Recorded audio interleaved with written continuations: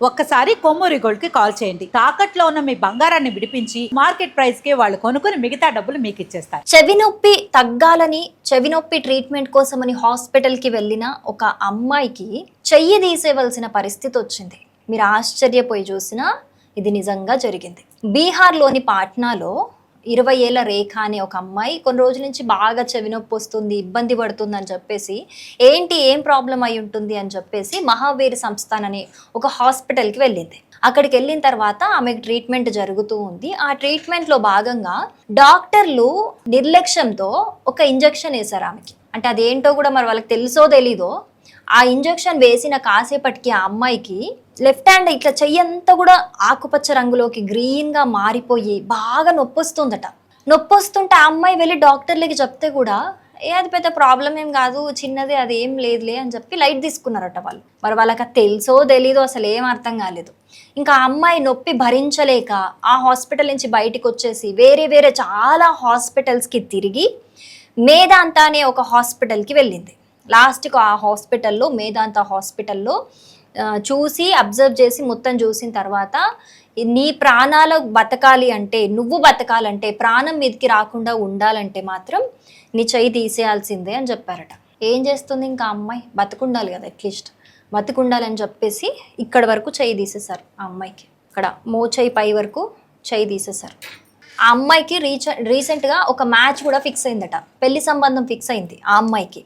ఇప్పుడు చెయ్యి తీసేసిన కారణంగా ఆ పెళ్లి సంబంధం కూడా క్యాన్సిల్ అయిపోయింది. చూడండి, ఇక్కడ ఒక డాక్టర్ నిర్లక్ష్యం వల్ల, ఒక హాస్పిటల్ నెగ్లిజెన్స్ వల్ల ఒక అమ్మాయి జీవితమే ఒక క్వశ్చన్ మార్క్ అయిపోయింది. ప్రాణాన్ని నిలబెట్టుకోగలిగింది కానీ ఇప్పుడు మ్యాచ్ వెనక్కి వెళ్ళిపోయింది. ఎవరు వస్తారు ఆ అమ్మాయిని ఇప్పుడు ముందుకి పెళ్లి చేసుకోవడానికి? ముందుకు ఎవరు వస్తారు? ఎవరో గొప్ప మనసున్న వాళ్ళు కాకపోతే అది కూడా చాలా కష్టం. ఈ సమాజంలో ఎవరు దొరుకుతున్నారు అంత గొప్ప మనసుతో పెళ్లి చేసుకునే వాళ్ళు? ఇదంతా కూడా ఒక హాస్పిటల్ నిర్లక్ష్యం వల్లే. ఆ అమ్మాయి వీడియోలో చూడొచ్చు, అసలు వెక్కి ఏడుస్తుంది. చాలా బాధ అనిపిస్తుంది ఆ వీడియో చూస్తుంటే. వెక్కి ఏడుస్తుంది ఆ అమ్మాయి.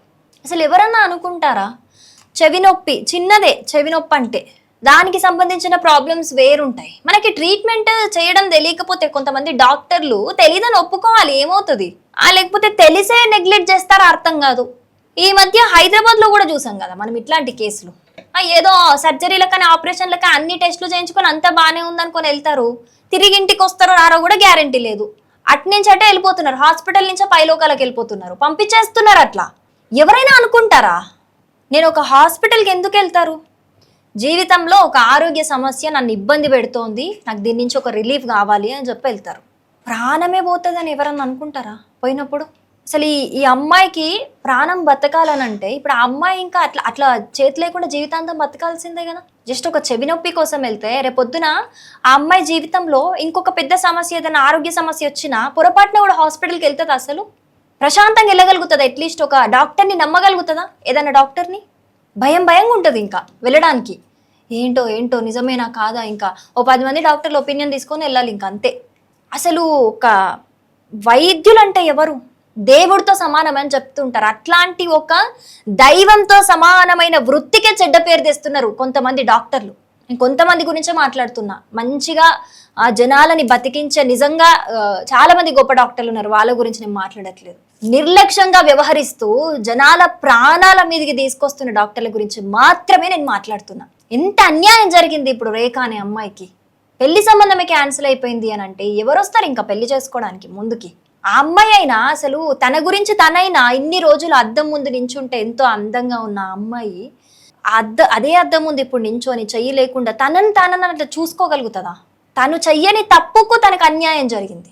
అసలు చాలా బాధ అనిపిస్తుంది న్యూస్ వింటుంటే.